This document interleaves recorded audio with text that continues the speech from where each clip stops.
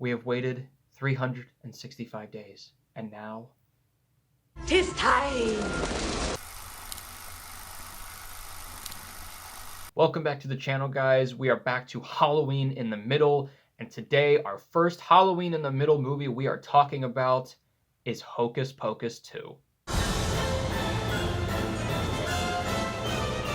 Hocus Pocus 2 is the sequel to the beloved cult classic about three campy witches who come back for one night only, and in order to stay alive and young once the sun rises, must steal the lives of children. It stars Bette Midler, Kathy Najimy, Sarah Jessica Parker, Sam Richardson, and Doug Jones, and introduces Whitney, Belissa, Escobedo, and Lilia Buckingham. Guys, Hocus Pocus is like one of the best, most fun, most comforting Halloween movies that is out there.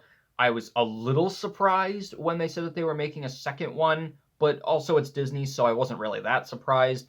But I was very excited. However, I was nervous because Hocus Pocus is such a classic. It is so beloved that if you're going to even try to touch it, you shouldn't. But if you have to touch it, then you should do it in a way that's... this metaphor is getting weird. I love this movie so much. I feel like I have a Halloween movie every couple of years that I was never really into, and then I get into it one year, and then it's like my favorite for the next couple of years.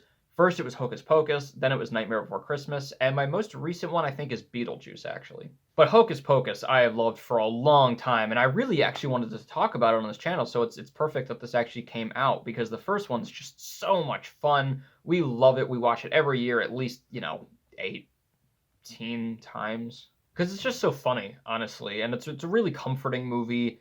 There's just so many parts that we love, like the fake police officer. Hey! I put my life on the line to protect this community, and you punks pull this? And obviously the I cast a spell on you, that entire scene. Thank you, Max, for that marvelous introduction. But one of my family's favorite moments, weirdly enough, is when Max talks about why he doesn't really love Halloween. But everyone here knows that Halloween was invented by the candy companies. The candy company. But I think far and away the best part of Hocus Pocus has to be any scene with the bullies. This is ice. Oh!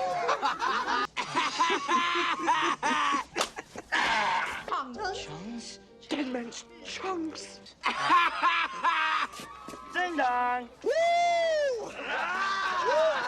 Because you're eating too much candy, you oinker. But what are you supposed to be?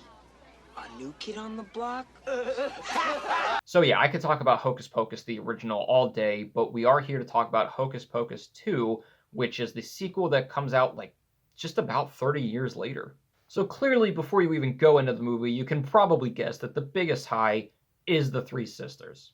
Bette Midler, Kathy Najimy, Sarah Jessica Parker stepped right back into these roles, and you can tell that they were just having a blast doing it again. Even if the movie sucked, they were like, we're just going to have a ton of fun with this. They are right back into it like they never even skipped a beat. And it's honestly just so entertaining to watch because you can just tell that they're having so much fun with it. And not only do they have just the same types of quirks and everything that they had in the first one, but they have some new things as well as they come into 30 years later in society, and there are all these different things going on, which is another really great high of the movie, is that a lot of these new ideas are really cool and funny because they have a lot of like updated versions of some of the same jokes of the first one, but just like in 30 years later society, where there's a lot of like funny new jokes with brand names specifically. I mean, of course, any funny movie nowadays just has to do with capitalism. But there's a lot of those funny scenes because they are brought into even more of an updated society with, there's a whole scene where they're just in a Walgreens and all of the chaos that ensues there. But aside from all those jokes, it is just funny because of the witches and just how they act and the fact that they are these really campy, fun personalities. And the main characters as well, the three new kids that they bring in, a lot of people were a little bit nervous about them because they looked a little bland or whatever. And some people thought that after watching the movie that they were a little bit bland, but honestly, I liked them. I thought that they were fine. Do they stand out that much? No. I mean, I wasn't really looking for like Oscar-worthy performances or like very interesting characters, but were they good for what the movie needed? Yeah, I think so. And they had a pretty cool dynamic as well. I did really like them. The cinematography too, that's always something that I bring up about most of the movies that I review, but the thing about the Disney live action movies is that you can tell that the cinematography is basically the same in every single movie. Like, it feels weird to say that, but like, it almost looks like the same, like you can tell it's a Disney live action in every movie, but it's always good. Like, I can't deny that it always looks like just really good. It basically looks like an animated movie made live action, and the colors specifically in this one are really cool. Obviously, you have the greens and the reds and the purples because that's what kind of signifies the witches. But I really liked how they incorporated it into the shots. It was actually kind of very beautiful and very cool looking. Plus, I think that in some of the scenes towards the beginning, they actually added a little bit of like this haze, like kind of like that like 90s movies haze that like the original Hocus Pocus had. And I'm not quite sure because I was watching it on a sheet on a projector, but I think they did that on purpose. Lastly, the movie is weirdly emotional at times, and it doesn't really have any right to be, but it is. There are parts specifically towards the end that I was like, wow, that actually was a little more emotional than I would have predicted it would have been.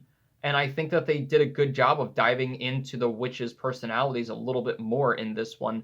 That's one of those things that like some people would be like, we didn't really need that. I just want to leave them as they are. But if you're gonna make a sequel, I mean, it's probably cool to have a little bit more of a background on them, and then we do get a little bit of that, and it leads to a kind of emotional ending. So for my middles, the first one is a lot of people are saying that this one is too cheesy or corny or for kids. Have you seen the first one? He's gone. He's gone, Danny. No, seriously, the first one is incredibly campy and cheesy and corny. It's not that polished, but that's why we love it. And this one actually is a little bit more polished, obviously, because it's like 30 years later in filmmaking, but it still has that underneath all that kind of cheesiness and that campiness to it. Granted, I will say a little bit of it does feel more geared towards children than it does towards adults. Like in the first one, a lot of the jokes were for adults, whereas in this one, some of them are a little bit, less mature. They're kind of just more for kids. But I think that was fine. I didn't really notice it that much. My other middle, though, is that they do slightly retcon something specifically in the beginning, but I also can't fault them for it because it's not something that is necessarily going against canon. It's more of the kind of we never said that couldn't happen type situation, and it's sneaky. It's sneaky. For my two lows, one is a little bit more specific, and then one is kind of a general one. My specific one is that there is a scene that, like, how in Mary Poppins Returns, they had basically all the same types of scenes, but did different details or had them a little bit twisted on their head from the first one? They have a few of those in this movie, and there is one specifically that is kind of like this version of one of the most famous scenes from the first movie. And while I liked it, and it was very fun that they did it, I think they were like, oh, we know fans loved this scene. Let's do it again, even bigger. And it didn't really work for me. It was a little cheesy.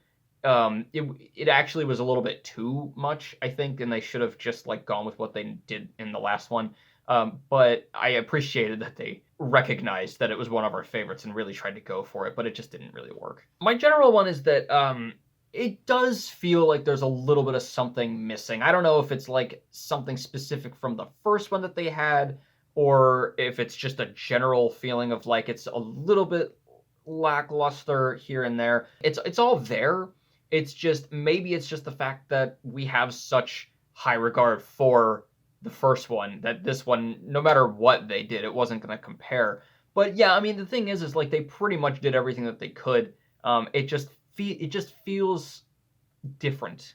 And honestly, it might just be the nostalgia part of it.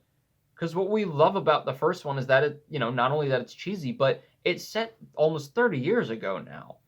And there's something about that where it's like less technology, less capitalism, less of all of these kinds of things that we're used to now that makes that one feel a little bit more, I don't want to say complete, but it's just separated. It's its own night. It's its own thing without any social media, whatever. And this one has some of that. So maybe it's that. I don't know. It's kind of hard to explain. So overall, Hocus Pocus 2 is really fun. It is very Halloween-y, and honestly, you can't take it too seriously. I've seen a lot of reviews so far that people don't like it, and I think the main problem is they're taking it too seriously.